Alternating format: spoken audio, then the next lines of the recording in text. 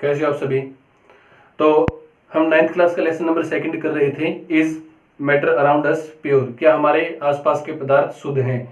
और इसके अंदर हमने सोल्यूशन के बारे में पढ़ा था। ठीक है, ये सोल्यूशन एक होमोजेनियस मिक्सचर होता है और इसके दो कंपोनेंट होते हैं। लास्ट लेक्चर के अंदर हमने पढ़ा था ये, एक सोल्यूट होता है तो दूसरा क्या होता है, सोलवेंट। ठीक है, सोलवेंट जो कि लार्ज क्वांटिटी के अंदर होता है और सोल्यूट स्मॉल क्वांटिटी के अंदर होता है। उसी के बाद हमने सोल्यूशन को कैटेगराइज किया था 3 कैटेगरी के अंदर, एक डाइल्यूट था, एक कंसंट्रेटेड था और एक क्या था आपका सैचुरेटेड सॉल्यूशन। और वहीं सैचुरेटेड से हमारी एक छोटी सी डेफिनेशन निकली थी जिसका नाम क्या था, सोल्यूबिलिटी। फिर हमने सोल्यूबिलिटी के ऊपर फैक्टर का बात किया था हमने कि फैक्टर क्या था कि अगर आप टेम्परेचर को इंक्रीज करते हो तो सोल्यूबिलिटी क्या होती है आपकी, इंक्रीज होती है। और अगर हम टेम्परेचर को डिक्रीज करते हैं तो सोल्यूबिलिटी अगेन डिक्रीज हो जाती है। ये हमने किया था। उसके बाद आज हम करेंगे कंसंट्रेशन ऑफ ए सॉल्यूशन।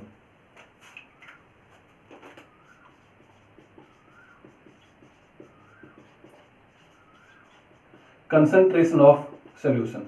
ठीक है, कंसंट्रेशन ऑफ सॉल्यूशन को हम अगर जर्नल सी लैंग्वेज के अंदर लिखते हैं तो उसको हम क्या लिखेंगे कि amount of solute in solution. Given solution के अंदर कितना सोल्यूट आपने डिसॉल्व किया है उसको हम क्या बोलते हैं, इसका कंसंट्रेशन ऑफ ए सॉल्यूशन। अब कंसंट्रेशन ऑफ सॉल्यूशन को हम दो तरीके से लिख सकते हैं, मास बाय मास मेथड, और जो सेकंड होगा आपका क्या होगा वो मास बाय वॉल्यूम मेथड। ठीक है, मास बाय मास मेथड और mass by volume method, mass by volume method. ठीक है, मास बाय मास मेथड क्या होता है। अब मास बाय मास मेथड के अंदर क्या होगा कि यहां पर आपको सोल्यूट का भी मास दिया मिलेगा ग्राम के अंदर और सोलवेंट का भी मास दिया मिलेगा आपको किसके अंदर, ग्राम के अंदर। ठीक है, तो क्या होगा, यहां से हम कैसे लिखेंगे, यहां से इसको यहां से हम लिख सकते हैं कि concentration of solution is equal to mass of solute divide by mass of solution into में 100। ठीक है, इनटू में 100। अगर मास बाय वॉल्यूम की बात करते हैं तो क्या होगा कि जो सोल्यूट होता है उसका मास तो किसमें, ग्राम के अंदर दिया मिलता है, बट वॉल्यूम जो होता है आपके इस पूरे सॉल्यूशन का वो किसमें दिया मिलता है आपको, ml के अंदर। तो यहां से हम इसको लिखेंगे कि concentration of solution is equal to mass of solute divide by volume of solution in ml into में 100। ठीक है, तो इन दो फॉर्मूलेस का हम यूज करके हम यहां से निकाल सकते हैं कि what is the concentration of solution. ठीक है, जहां पर अगर बात मास ऑफ सॉल्यूशन की करते हैं तो मास ऑफ सॉल्यूशन की बात कैसे करेंगे, ये जो सॉल्यूशन का जो टोटल मास होगा किसके बराबर होगा, वो सोल्यूट प्लस सोलवेंट। ठीक है, इन दोनों के मास को अगर आप ऐड कर दो तो क्या बन जाता है आपके पास, टोटल मास ऑफ सॉल्यूशन यहां से बन जाएगा। क्लियर है ना। तो इसी के बेस के ऊपर हम देखते हैं एक question.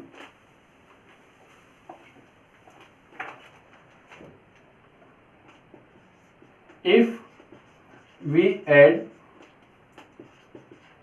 50 gram of sugar in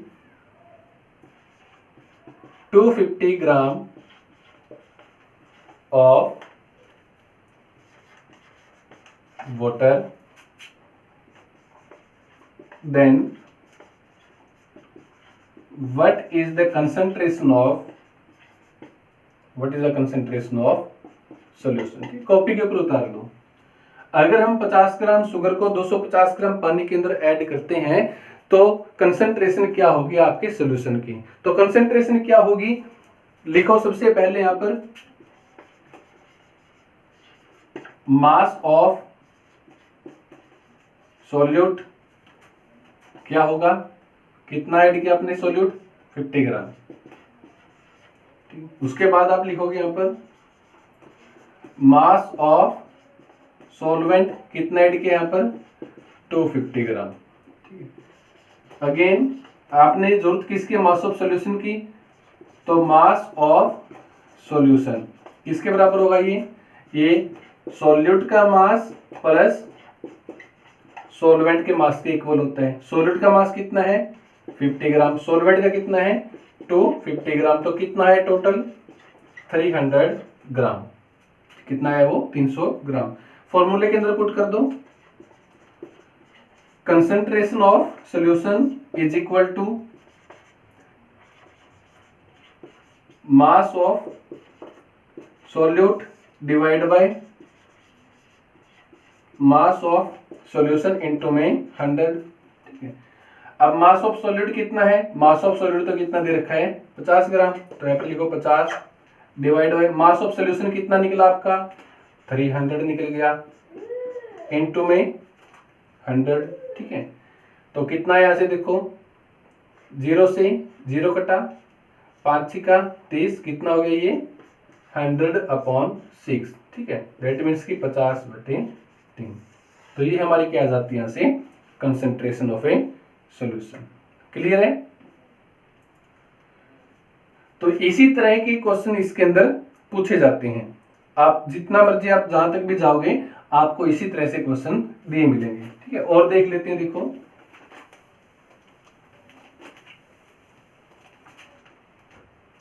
second, if 40 gram of salt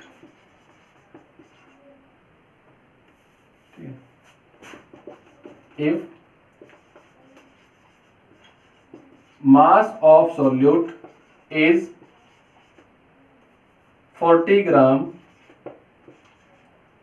and mass of solution is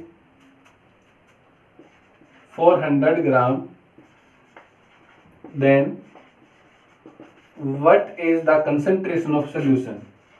What is the concentration of solution? तो क्या होगा ऐसे,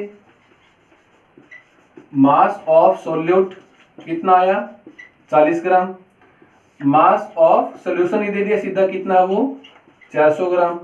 तो कंसंट्रेशन कैसे निकालोगे, मास of solute divide by mass of solution into में 100। मास ऑफ सॉल्यूट कितना है 40, मास ऑफ सॉल्यूशन कितना है 400 इनटू में 100, तो कितना गया ऐसे कंसंट्रेशन इसकी 10%। ठीक है, तो कंसंट्रेशन कितना आया पर इसका 10%। तो इसी तरह से हमारे कंसंट्रेशन के और भी काफी सारे आपको क्वेश्चन मिलेंगे, न्यूमेरिकली मिलेंगे, जो कि आप अलग अलग बुक से देख सकते हो और आप उसको ट्राई जरूर करके देखें। ठीक है, अगर किसी क्वेश्चन के अंदर कोई प्रॉब्लम आती है तो जरूर बताएं।